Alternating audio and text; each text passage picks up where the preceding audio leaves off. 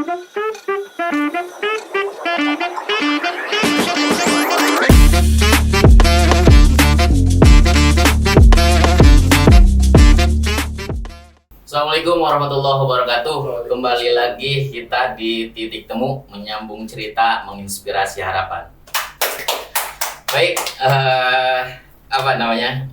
sebelumnya izinkan saya dulu menyapa para pecinta Titik Temu, para penikmat Titik Temu. Salam sejahtera untuk kita semuanya. Om Swastiastu, salam namo buddhaya, salam kebajikan. Jadi hari ini Jumat tanggal 6 September. Kita akan membahas kembali seputar Pilkada Karawang. Berarti kan tahapannya dua pendaftar calon head to head, Haji dan Haji Maslani, kemudian Haji Acep Jamuri dan Teh Gina sudah mendaftar KPU, bahkan sudah lolos tes kesehatan. Siang ini sengaja sudah kita undang nih wasit pemilu. Wasit ini kawan kita juga dulu di masa-masa aktivis. Baik, bersama saya sudah ada Bung Kusnadi, Bung. Assalamualaikum, Bung. Waalaikumsalam warahmatullahi wabarakatuh. Damang. Alhamdulillah Pangestu Pak De.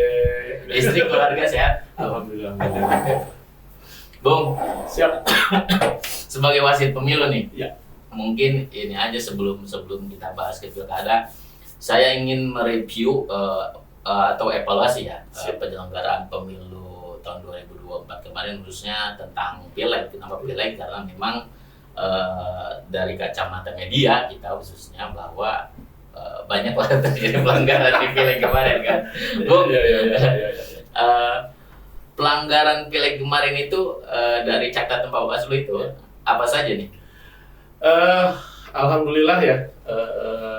Sekian lama ini baru ketemu lagi sama sahabat-sahabat sang orator ini kan. Selamat siang Pak De dan kru dari Titik Temu. Alhamdulillah, terima kasih undangannya.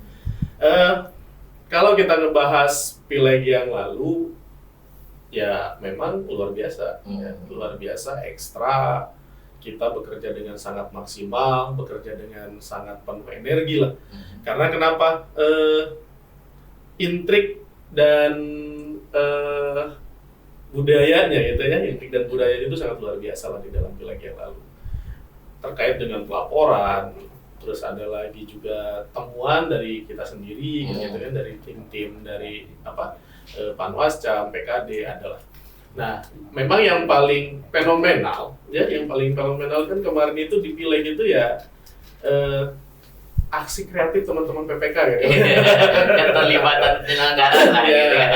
Saya bilang sih aksi kreatif, aksi kreatif teman-teman PPK. Nah, ini kan kita kemarin di Karawang itu pada saat di akhir lah mungkin ya, pada saat pleno tingkatan kecamatan itu ada sekitar tiga PPK di 3 kecamatan itu terlibat ya pergeseran suara lah. Ya, pergeseran suara yang pertama ada yang di Pakis Jaya, memang pertama kali muncul di Pakis Jaya. Terus yang kedua itu muncul di Cikampek dan yang ketiga muncul di Trajasari. Nah, yang di Pakis Jaya ini kan ya kita sudah rekomendasikan semua sih dari tiga PPK ini 4 kita rekomendasikan ke Bawaslu rekomendasikan ke KPU untuk dikenai sanksinya sih tegas lah gitu ya, tegas, diberhentikan sebagai penyelenggara dan dinyatakan tidak memenuhi syarat untuk menjadi penyelenggara. Nah, ketika sudah dikatakan tidak memenuhi syarat untuk menjadi penyelenggara, seumur hidup dia tidak bisa menjadi penyelenggara lagi. Baik itu di tingkatan PPK, Panwascam, PPS, KPPS, sampai dengan PTPS mungkin. Gitu kan? Sanksinya hanya itu. Kenapa nggak ada sanksi pidana sih? Karena kita terpenuhi unsur pidananya. Oh, iya, karena tidak terpenuhi unsur pidananya karena memang peristiwa hukumnya itu diketahui sebelum ada penetapan. Oke. Itu unsurnya itu. Kemarin hasil rekomendasi dari Gakumdu memang tidak terpenuhi unsur pidananya. Karena yang kami lihat itu adalah unsur etiknya saja. Nah, unsur etiknya ini nampak karena ada keterlibatan mendukung atau merubah salah satunya kan itu. Tapi kan ketiga ini udah diganti semua ya Sudah, untuk sudah. persiapan pilkada. Bahkan ya teman-teman KPU kan untuk hari ini, untuk pilkada hari ini, dia melakukan proses rekrutmen ulang. Oke. Nah, kalau Bawaslu berbeda. Kalau Bawaslu itu ada proses evaluasi. Nah, bagi Panwasam yang kemarin di kita pun ada diberikan peringatan keras. Nah, itu tiga-tiganya sudah kita Kerawang Barat lah. Kerawang Barat tiga-tiganya sudah kita evaluasi semua, diganti dengan yang baru. Oke. Jadi memang ada beberapa Panwasam yang memang kena teguran keras dari kita karena tadi ada calon presiden yang bersangkutan ikut foto bareng dan fotonya di share gitu kan gitu, di betul. status WhatsApp. Nah, itu ya sudah kita berhentikan kemarin dan kena evaluasi dan sekarang kita ganti. Nah, itu jadi dinamisasinya memang sangat luar biasa pada saat pileg lalu. Selain itu ya memang ada beberapa pelanggaran-pelanggaran seperti kampanye di masjid gitu. Nah, itu sih kita sudah proses juga walaupun tidak terbukti yang bersangkutan adalah kampanye gitu. Oke, Bung. Ya. Berangkat ke pilkada nih. Sebagai wasit pemilu, Siap. titik awalnya sebenarnya Bawaslu itu bekerja tertanggal berapa nih? Ya. Artinya yang berkaitan ketika ada pelanggaran masyarakat ini bisa melaporkan. Ya, pada prinsipnya kita bekerja melakukan pengawasan itu mulai dari proses perencanaan. Oke. Mulai dari proses perencanaan, mulai proses pemutahiran data pemilih, ya kan? Nah, kemarin KPU itu kan sudah melakukan proses pemutahiran data pemilih. Dan per hari ini teman-teman di kecamatan itu saat ini sedang melakukan proses pengawasan pleno DPSHP. Data pemilih hasil perbaikan. Nah, kemarin sudah beberapa waktu yang lalu sudah dilaksanakan pleno terkait dengan DPS, daftar pemilihan, daftar pemilih sementara. Nah, dari daftar pemilih sementara ini kita melakukan proses pengawasan. Masih ada nggak masyarakat yang tidak terdaftar dalam DPT, gitu, dalam DPS? Bahkan kan kemarin di Banyusari ada kasus yang katanya orang hidup tapi dinyatakan meninggal. Nah, itu pun kita pastikan lagi teman-teman, ternyata yang bersangkutan ada namanya di Kecamatan Ciampel. Ya. Nah, itu yang kita kawal. Nah, setelah proses DPS, DPSHP, tentu kita akan melakukan proses pengawasan yang namanya DPT. Nah, itu menjadi sudah mulai start tuh. Ya, kalau masyarakat yang merasa dirugikan namanya hilang di dalam DPS, DPT, DPSHP, itu bisa melaporkan ke Bawaslu. Sudah bisa. Oke. Ya. Artinya dari perencanaan itu ya dari proses pemilu dimulai lah. Bukan kan katanya ada perspektif gini, Bung. Ketika ada pelanggaran pemilu nih, seperti misalkan terindikasi keterlibatan kepala desa misalkan nih, itu tidak bisa dilaporkan ke Bawaslu karena alasannya, penetapan calonnya juga belum, katanya. Itu gimana? Sebenarnya ini kan persoalan perspektif masyarakat ya. Bawaslu itu bukan hanya tidak bisa, bukan pada saat kampanye dimulai gitu, atau calon ditetapkan gitu. Kapanpun ya, ketika masyarakat ada yang merasa ini adalah pelanggaran pemilu khususnya.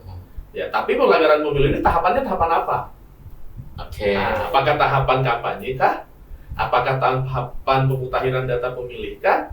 Atau tahapan apa gitu? Nah, kalau ketika melaporkannya itu netralitas kepala desa, misalkan netralitas kepala desa. Nah, netralitas kepala desa ini kan bukan hanya pada saat pilkada saja. Misalkan dulu netralitas ASE kepala desa terkait dengan partai politik misal, ya kan, atau terkait dengan pilpres misal, dan bahkan PPK gitu ya. Kita pun baru memproses nih, ada salah satu PPK yang nempelin stiker ketua partai kan gitu kan, dan itu stikernya ada logo partainya kan gitu. Kita udah rekomendasikan juga ke KPU kan gitu. Nah, apapun itu yang kita lakukan ketika teman-teman menemukan adanya diduga pelanggaran kan, itu kita sudah bisa menerima dan memprosesnya kan gitu. Jadi bukan hanya ya kalau netralitas biasanya netralitas ASN, kepala desa itu pada masa-masa kampanye. Ya, ramainya. Tapi padahal kalau hari ini pun ketika ada kepala desa yang menyatakan ya mendukung calon atau mendukung pasangan calon gitu. Ya kalau itu dianggap tidak netral, silahkan dilaporkan ke Bawaslu. Nah, Bawaslu akan memprosesnya. Karena walaupun nanti tentunya terpenuhi tidak unsur material dan formilnya. Nah, itu. Nah, ketika sudah ada klarifikasi segala macam, kita minta barang bukti, alat bukti segala macam, itu kan ada terpenuhi tidak unsur formil dan materialnya. Nah, ketika unsur formilnya terpenuhi, unsur materialnya terpenuhi, kita lanjut dalam prosesnya kayak gitu. Gitu. Bung, berarti begini, udah sejak tahapan pilkada dimulai sampai hari ini nih, Ya. sudah ada temuan belum? Atau sudah ada laporan belum? Kalau hari ini, per hari ini kita baru menerima satu, Oke. ya, terkait tadi penyelenggara.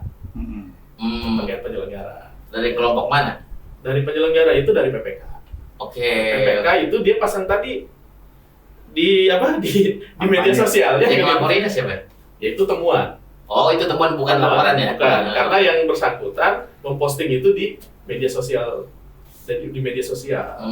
Nah, itu ya teman kita juga sih sebenarnya kan gitu kan. Teman kita juga kan gitu kan.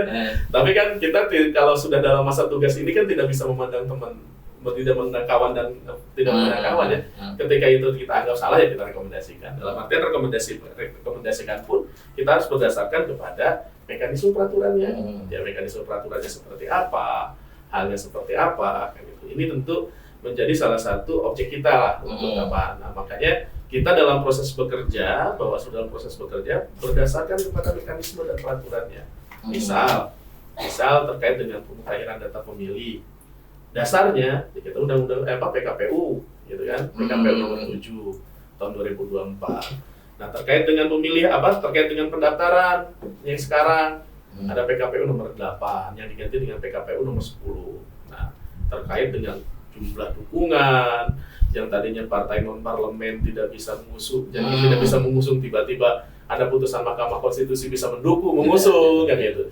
Itu kan kita tentu mempertimbangkan hal-hal itu. Karena undang-undang pemilihan ini kan relatif dinamis. Ya kan? Ada putusan Mahkamah Konstitusi, kita harus berpegang teguh kepada putusan Mahkamah Konstitusi. Ada putusan Mahkamah Agung, kita berpegang teguh pada putusan Mahkamah Agung. Tentu itu yang menjadi dasar kita untuk dalam berpijak dalam menjalankan tugas dan fungsinya.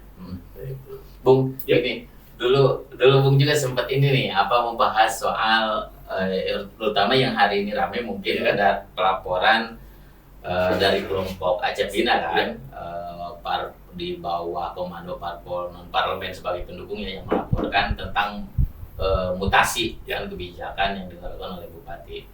Kalau itu ada laporan ke Bawaslu nggak sampai hari ini? Kalau laporan hanya baru terbatas surat. Surat gimana maksudnya? Surat permohonan terkait dengan penindakan pelanggaran pengangkatan PNS pegawai negeri sipil. Hanya sebatas baru surat. Tapi kalau laporan secara resmi, ya yang namanya laporan itu kan harus ada pelapor dan terlapor. Oke. Kita menerima seperti laporan yang di kepolisian, gitu. Nah itu kalau pelaporan itu belum. Tetapi penyerahan surat, ya yang di dalamnya itu terkait dengan melaporkan peristiwa tersebut ada. Oke. Nah itu. Enggak, Bung kan dulu juga sempat membahas di media ya, ngomong tentang mutasi ini, bahwa 6 bulan sebelum dan sesudah tidak boleh melakukan mutasi. Dan sempat ramai juga kan. Itu kalau perspektif Bawaslu gimana? Kalau perspektif Bawaslu kan sederhana, ya, karena diatur di dalam Undang-Undang Nomor 10 Tahun 2016 yang dirubah oleh menjadi Undang-Undang Nomor 6 Tahun 2020 di pasal 71 ayat 2 yang mengatakan gubernur, wakil gubernur, bupati, wakil bupati, wali kota dan wakil wali kota tidak boleh melaksanakan pergantian pergantian jabatan kecuali ada klausul kalimat kecuali dapat persetujuan dari kementerian. Oke. Nah, dalam proses rotasi yang lalu, bukan rotasi, pengisian kekosongan jabatan yang lalu, yang 5 instansi, itu disertai semua. Oke, ada persetujuan dari Kemendagri. Oke. Nah, yang per hari ini pun, yang baru tadi aja hangat gitu ya, hangat banget gitu, itu pun ada persetujuan dari Kemendagri. Nah, makanya kenapa tadi saya hadir, itu untuk memastikan ada tidak persetujuan dari Kemendagri. Jadi hadir itu bukan hanya sebagai undangan kalau tadi, tapi juga proses pengawasan yang dilakukan oleh Bawaslu dalam rangka apa? Dalam rangka kita melihat integritas dari sebuah proses yang dilaksanakan itu. Sudah sesuai atau tidak mekanisme peraturannya. Dan kita pun Bawaslu Kabupaten Karawang pun berkoordinasi dengan tingkatan pimpinan kita di Bawaslu Provinsi, di Bawaslu RI terkait minta fatwa hukumnya seperti apa. Nah, tadi pun disaksikan langsung sih, dari disaksinya juga dari Pemprov Jabar, ada dari staf ahli menteri Menpan RB juga hadir gitu sebagai saksi. Ya, kita tentu dalam masalah ini kan kita rujukannya hanya undang-undang saja. Gitu. Kalau dalam undang-undang sudah persyaratannya sudah ditempuh ya clear kan gitu kan. Nah, kalau kita kan ngelihat itu, jadi bagaimana ya terlepas ada ketidakpuasan dari teman-teman gitu kan, hak teman-teman dalam era demokrasi seperti sekarang kan, kita itu hak menjadi hak teman-teman. Tetapi yang menjadi patokan kami dari Bawaslu Kabupaten Karawang adalah memastikan saja dalam setiap prosesnya itu dilalui dengan benar sesuai dengan mekanisme peraturan perundang-undangan. Tapi Bung bisa memastikan bahwa pelantikan Sekda hari ini juga sudah ada persetujuannya dari Kemendagri-nya. Oke. Sama halnya dengan yang kemarin yang 5 itu, kita sudah mendapatkan salinannya dari BKPSDM. Ada. Nah, ini pun tadi surat secara fisiknya suratnya baru ditunjukkan gitu persetujuannya. Tapi salinannya kami masih nunggu dari BKPSDM. Oke, baik. Boleh tepuk tangan ya. Bung, penegasan berarti ya, bahwa mutasi yang dilakukan hari ini kan ya Haji Aib Saputra sebagai calon petahana itu tidak termasuk dalam pelanggaran pemilu. Ya, kalau tidak penegasannya karena memang yang kita awasi ya hari ini yang kita awasi memang Pemda itu bisa menunjukkan surat persetujuannya. Ya, surat persetujuan dari Kemendagri itu ya. Kemendagri-nya ada. Nah, makanya prosesnya kan tidak mungkin surat persetujuan itu keluar kalau prosesnya tidak ditempuh dengan baik mungkin ya. Karena tidak mungkin kan sepanjang-panjang mungkin Kemendagri juga mengeluarkan mengeluarkan surat kan itu kan persetujuan atau izin gitu tanpa kalau ada maladministratifnya ya kita sih selama yang dilihat di lapangan tadi hasil pengawasan ya Pemkab Karawang dalam hal ini BKPSDM bisa menunjukkan surat persetujuan dari Kemendagri. Ya artinya meskipun ada undang-undang yang menyatakan bahwa 6 bulan apa bahasanya sebelum pendaftaran KPU sebelum ditetapkan calon itu tidak boleh ada mutasi, tapi kan ada kebijakan lain kecuali itu ya. Kecuali surat karena di dalam pasal 71 ayat 2 itu dinyatakan kecuali ada persetujuan dari Kemendagri. Yang itu berbicara klausul berbicara kecuali itu karena kenapa? Ini adalah masa pemilihan. Nah, itu berbicara masalah pemilihan, ada lex spesialisnya. Ada lex spesialisnya, tentu harus ada persetujuan. Kalau mutasi di hari-hari normal, bukan pada saat pemilu kan, itu kan hak prerogatif dari bupati untuk menentukan kapanpun dan siapapun. Tapi khusus untuk masa tahapan pemilu ini, pemilihan serentak ini, 6 bulan sebelum ditetapkan itu harus kalau ingin melaksanakan pergeseran atau pergantian atau pengisian kekosongan itu harus ada persetujuan dari menteri. Ya mungkin bahasa lex spesialisnya nggak beda jauh dengan instruksi Kejagung bahwa proses hukum semua harus dihentikan kan selama proses pemilu berlangsung kan. Bisa seperti itulah. Ada yang ngomong ya. Bung, lanjut nih. Siap. Kalau budaya pemilu di Karawang ini pelanggaran yang sering terjadi itu seperti apa nih? Nanti pasti kan Bawaslu juga menyiapkan mapping itu kan.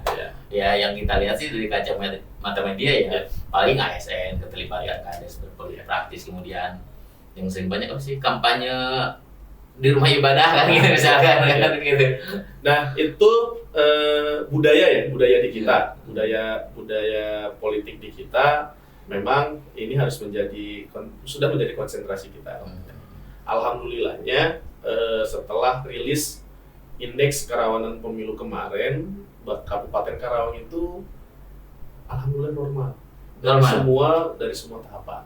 Ya tidak ada yang rawan sedang, rawan tinggi. Alhamdulillah Kabupaten Karawang ini indeks kerawanan pemilunya aman lah, ya normal gitu.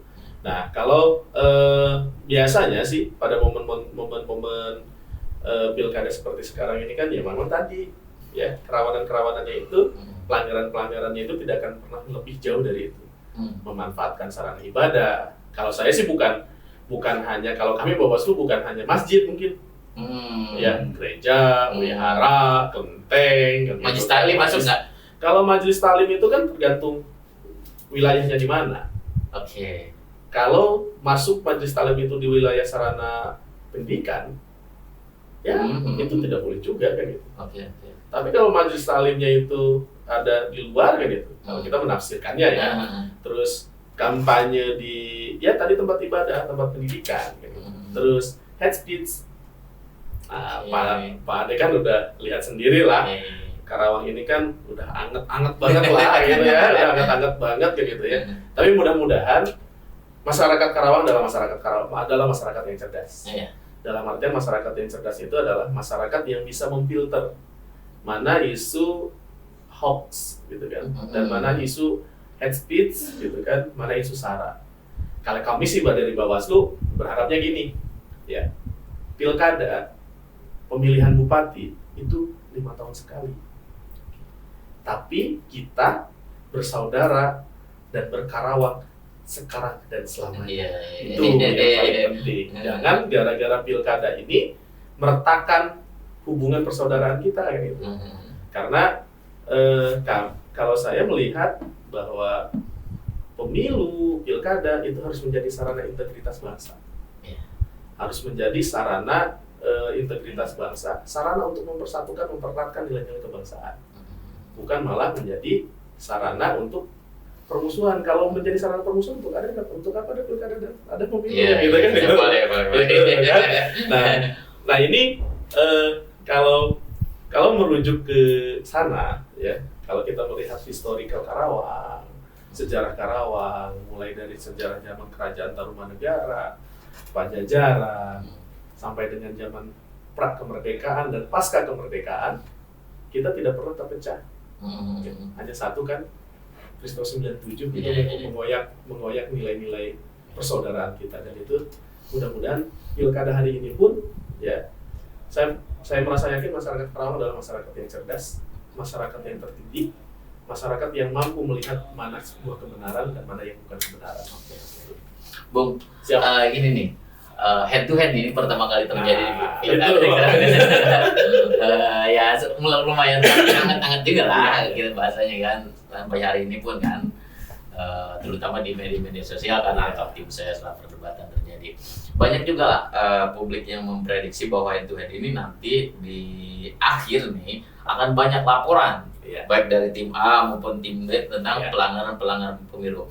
Maksud saya gini, supaya mereka tahu nih proses laporan yang benar ke Bawaslu itu seperti apa, syarat formil dan syarat informal yang harus dipenuhi itu seperti apa?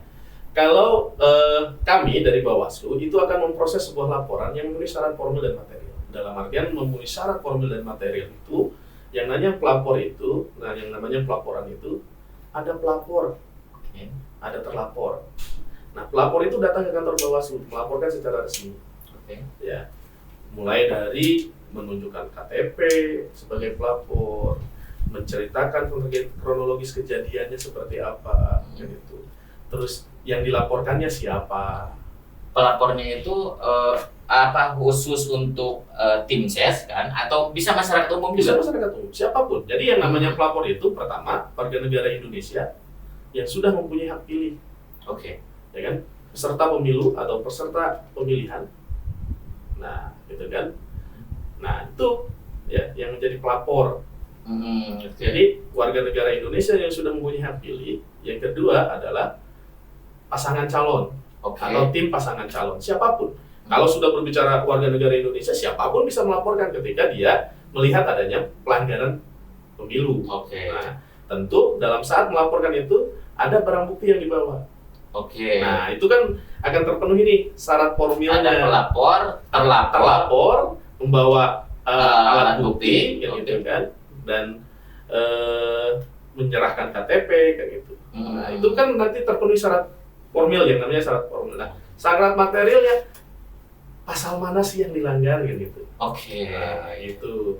Jadi ketika ada alat bukti, terus ada kronologis kan gitu kan, kronologi singkat. Nanti dilihat nih apakah masuknya kategori pelanggaran pidana, apa masuk dalam kategori pelanggaran kode etik untuk penyelenggara pemilu, apa nanti masuknya dalam kategori pelanggaran administratif untuk KPU, penyelenggara pemilu KPU, dan untuk pasangan calon kan gitu. Nah itu yang disebut dengan pelaporan yang memenuhi syarat formil dan materi. Nah, bagaimana kalau ada orang yang menyampaikan surat aja ke Bawaslu, itu kan kita jadikan bukan temuan, informasi awal. Oke. Nah, informasi awal ini tentu kita akan melakukan penelusuran. Benar atau tidak informasi yang disampaikannya. Nah, ketika benar itu akan menjadi bahan temuan ya dari kami, dari Bawaslu. Jadi, kami ini bukan hanya melihat dari surat yang dilayangkan. Misalkan titik temu nih, ya, titik temu nulis berita dan nyampe ke kami, ya, oh ini informasi awal nih, bener nggak? Kan gitu. Nah nanti dari sumber berita, dari sumber podcast kan gitu kan, kita lihat oh ini ada potensi pelanggaran nih di sana, ya kita lakukan proses penelusuran informasi awal itu gitu. Jadi di Bawaslu itu ada dua ya. Yang pertama ada yang dinamakan dengan laporan. Yang kedua adalah ada hasil yang namanya hasil temuan. Nah, hasil temuan ini adalah hasil kerja pengawasan yang dilakukan oleh teman-teman, yang dilakukan oleh Bawaslu. Misalkan teman-teman Panwascam sedang melakukan pengawasan kampanye di satu titik kan gitu, dan menemukan bagi-bagi uang gitu kan, karena money politik di dalam undang-undang pilkada itu kan berbeda dengan dalam undang-undang pemilu. Kalau dalam undang-undang pilkada itu subjek hukumnya itu setiap orang kan gitu. Setiap orang kan gitu kan. Kalau di dalam undang-undang pilkada kan gitu. Tapi kalau di undang-undang pemilu itu kan subjek hukumnya tim kampanye dan pelaksana kampanye. Nah, kalau sekarang setiap orang. Jadi kami sih dari Bawaslu yang mewanti-wanti saja gitu. Jangan sampai nanti ketika sedang melaksanakan kampanye iseng gitu kan. Iseng bagi-bagi amplop gitu, bagi-bagi amplop tentu sama isinya gitu. Amplopnya dong betapa Iya kan? Nah, itu kan kami akan melakukan pemrosesan. Oh, berarti itu bedanya pemilih umum dan pilkada ya? Bedanya pemilu dan pilkada. Artinya subjek hukumnya itu kan berbeda. Kalau money politik di pilkada itu siapapun, Setiap orang. Ya? Setiap orang. Unsurnya setiap orang. Kalau di pemilu kan umum kan ya harus yang terdata di KPU kan. Tim kampanye dan pelaksana kampanye. Ngeri. Begini, Ya. kalau syarat formil dan material sudah terpenuhi, biasanya prosesnya kemana lagi selain Bawaslu tahapan?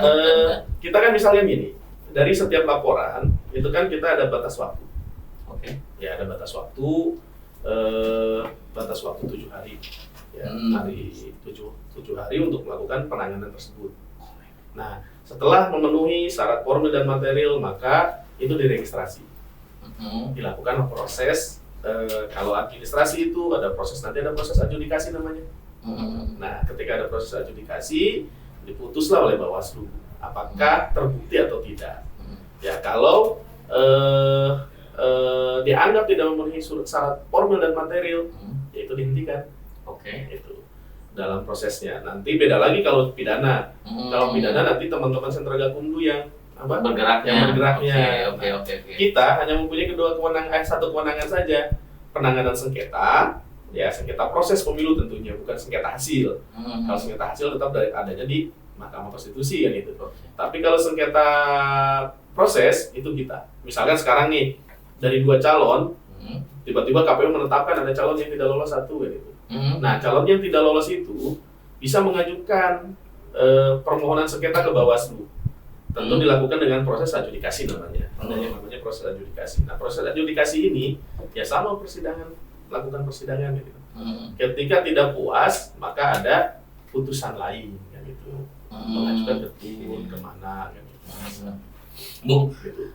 biasanya kalau syarat formil dan material sudah terpenuhi, apa konsekuensinya apa biasanya? Ya konsekuensinya Bisa merujuk ke ini nggak, diskualifikasi calon? tergantung sanksinya.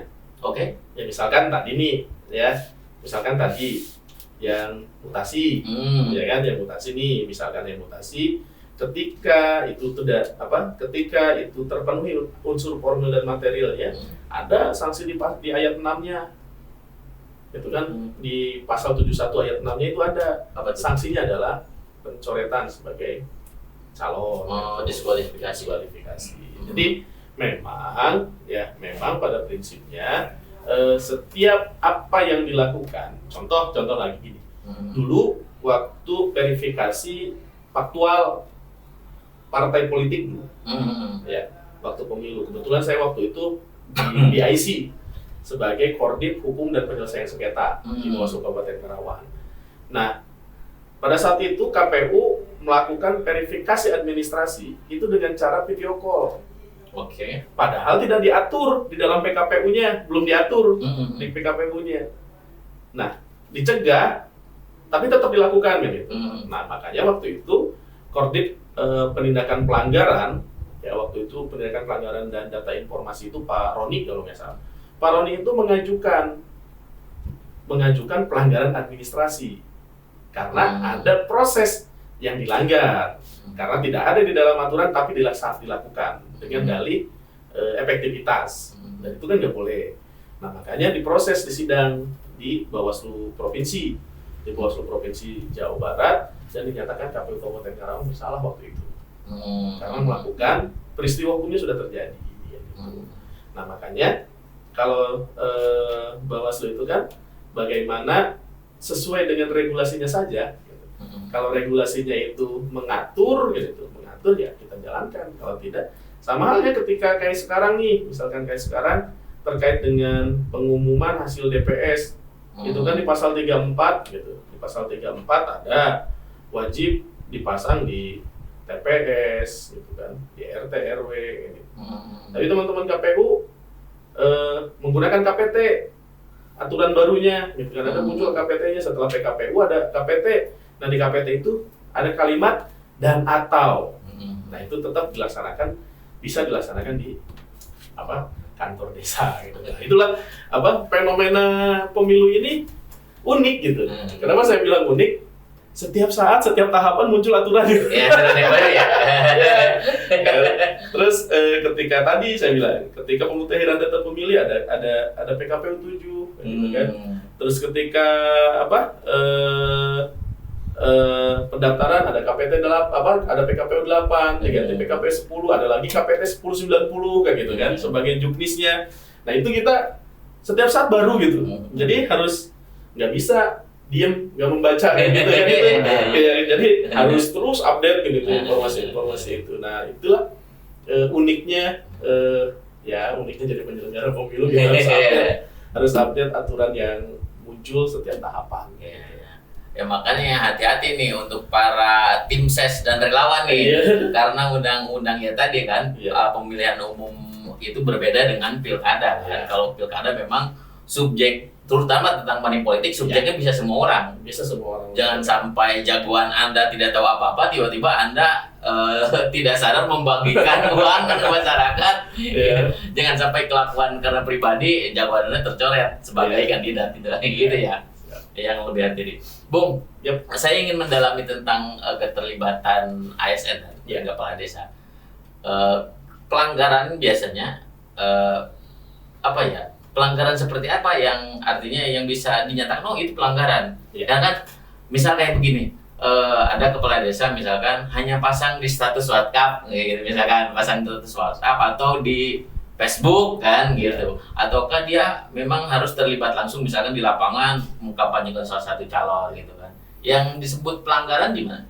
Ya pokoknya untuk kepala desa itu tidak boleh terlibat dalam kampanye dalam hal apapun. Pasang status di WhatsApp nggak boleh, Bensos tidak boleh, Bensos juga nggak boleh kayak gitu. Ya pokoknya kepala desa itu hanya karena dia diatur oleh undang-undang gitu. Ada undang-undang desa, yang namanya undang-undang desa itu kan tidak boleh keberpihakan. Kalau ada peraturan Mendagri ya, kalau misalnya Mendagri kemarin lah yang belum lama, ASN ini kan bisa boleh ikut kampanye gitu, tapi pasif. Tapi pasif. Oke, artinya di sana dia hanya boleh hadir, diam gitu kan? Dan diam, gitu. Hadir dan diam. Tapi dalam artian tidak boleh kampanye, tongah aja, jangan mentang-mentang boleh hadir, tapi dari Pakis datang gitu kan? Karena untuk ikut kampanye enggak juga, gitu juga. Tapi dia boleh hadir gitu, tapi pasif. Tidak boleh mencitrakan, karena kampanye itu kan istilahnya kampanye itu kan citra diri. Oke.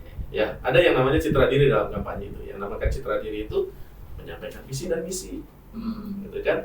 Ada menyampaikan nomor urut, atau lambang. Nah, itu kan disebut dengan citra diri dalam kampanye. Nah, itu unsur citra diri itu kalau PNS ingin hadir, ya tidak boleh menyampaikan unsur citra diri itu. Jangan sampai tiba-tiba ya kadang-kadang kan kita dalam kampanye kan suka tidak sadar. Hidup teriak juga. Itu kan jadi masalah kan gitu. Makanya lebih aman ya sudahlah gitu kan. Nggak perlu hadir kan. Misalkan kalau mau hadir ya tinggal mantau aja dari mana kan gitu. Misalkan di media sosial atau apa. Tapi yang paling penting tidak ikut mengkampanyekan citra diri dari pasangan calon. Harus benar-benar pasif gitu. Pasif. Oh, boleh berarti kalau ASN sama kepala desa hadir boleh, tapi pasif. Nah, kalau kepala desa itu di dalam undang-undang itu tidak sama sekali tidak boleh. Oke, bedanya itu ya antara ASN dan kepala desa. Kalau kepala desa itu benar-benar tidak boleh untuk ikut kampanye gitu. Apalagi pakai alat peraga kampanyenya kan, segala macam gitu. Terus apalagi pakai kendaraan dinas kan gitu untuk memobilisasi itu tidak boleh. Itu pastikan kalau itu ditemukan ya ini untuk masyarakat saja untuk menginformasikan. Kalau menemukan itu ya jangan sungkan melaporkan ke Bawaslu di tiap tingkatan gitu. Atau misalkan saya ingin melaporkan di Panwascam ya di sana ada teman-teman Panwascam kita. Atau misalkan mau melaporkan di desa di sana ada PKD kita kayak gitu. Silakan dilaporkan ke PKD, ke Panwascam, bila perlu ya melaporkan langsung ke Bawaslu Kabupaten Karawang. Tentunya dengan syarat formil tadi, jangan asal lapor ya. Asal lapor gitu. Apalagi udah lapor dicabut gitu. Iya. Hati-hati. Oh, itu aturannya berarti. ASN itu boleh ikut hadir di kampanye tapi pasif. Tapi kalau Kades tidak boleh sama sekali.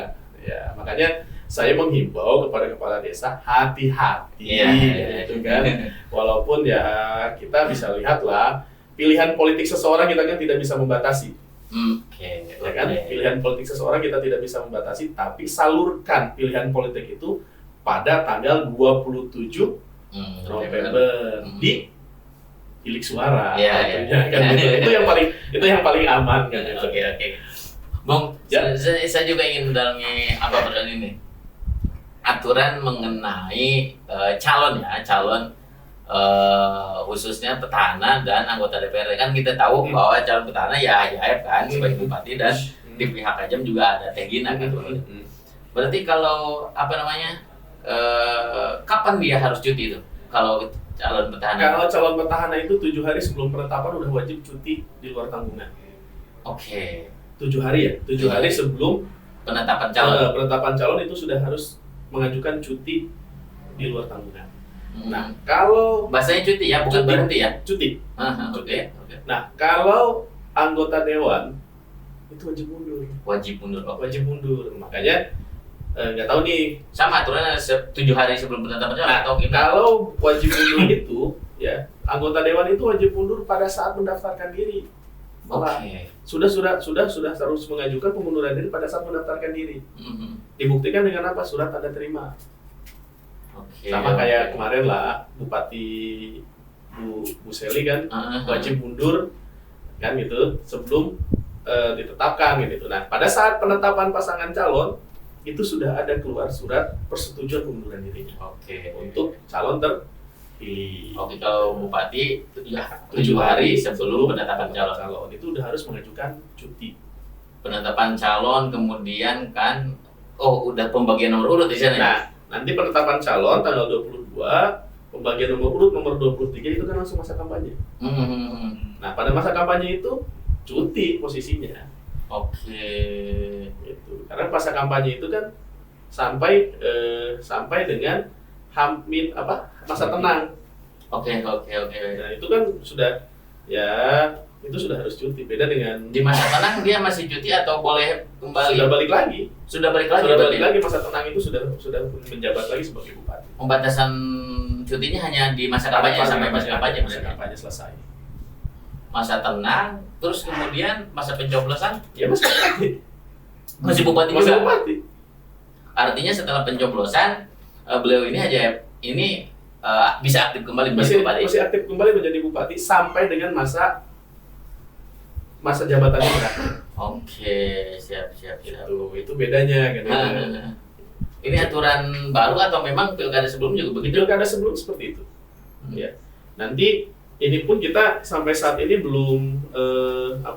kita belum tahu nih PKPU-nya ya. Karena memang belum keluar PKPU untuk kampanye. Nah, itu PKPU kampanye. Tentu yang kita khawatirkan kan ya, jujur yang kita khawatirkan ada aturan baru muncul. Ya. Itu ya. Iya. Kalau aturan baru muncul kan kita harus berpatokan kepada aturan yang baru. Kan itu. Tapi kalau bahasanya ya memang 7 hari sebelum pelaksanaan dengan PKPU yang lama, 7 hari sebelum pelaksanaan itu wajib cuti. Oke. Untuk sementara ini karena belum ada PKPU yang baru ya. Oke. Tapi biasanya isi PKPU-nya nggak terlalu jauh beda. Oke. Dan kami pun masih sama, Bawaslu juga masih pakai Perbawaslu penanganan pelanggaran masih pakai Perbawaslu 8 tahun 2018, ya kan? Karena memang belum muncul Perbawaslu barunya kayak gitu untuk penanganan pelanggaran. Oke Bung, sebagai wasit pemilu nih, persiapan mengenai perangkat Bawaslu sendiri ya, gimana ya? Bahwa bisa nggak Bawaslu ini memastikan bahwa posisi dia adalah sebagai penyelenggara? Bisa. Artinya apa? Tidak memihak terhadap salah satu calon. Artinya jangan sampai kejadian pileg kemarin akan pecah kembali kan? Ya. Dia bisa bahwa meyakinkan bahwa Bawaslu itu netral. Kita bisa memastikan bahwa kami netral. Kami akan berada di posisi tengah-tengah untuk melayani atau untuk melakukan proses pengawasan jalannya pilkada. Karena kenapa kami akan berada di posisi tengah-tengah? Karena kami dibatasi dengan yang namanya integritas kami. Ya, integritas, sumpah jabatan itu menjadi salah satu pegangan yang harus kita pegang. Karena kita pun kita harus bisa melihat ada yang namanya lembaga penyelenggara pemilu. Lembaga penyelenggara pemilu itu bukan dua, bukan hanya KPU dan Bawaslu, tapi ada satu lagi.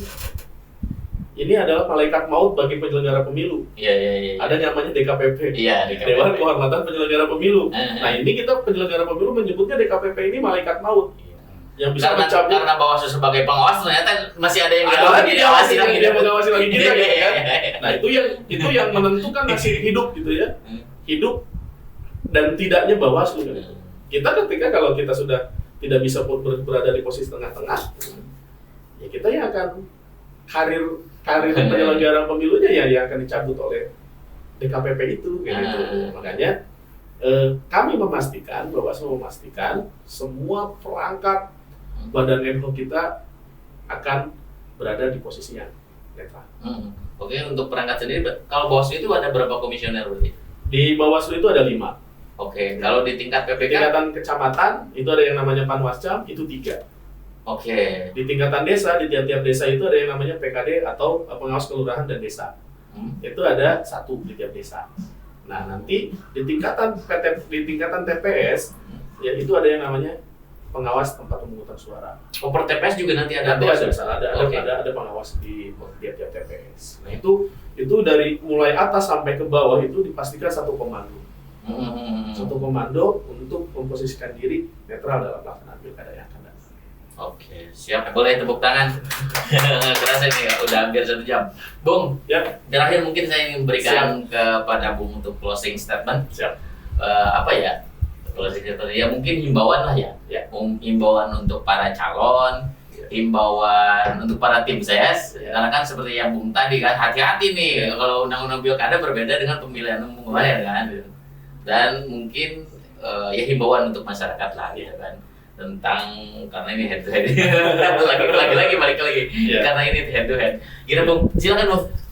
Closing statement dari kami, dari Bawaslu, khususnya dari saya. Yang pertama adalah kita sebagai masyarakat Karawang, ya.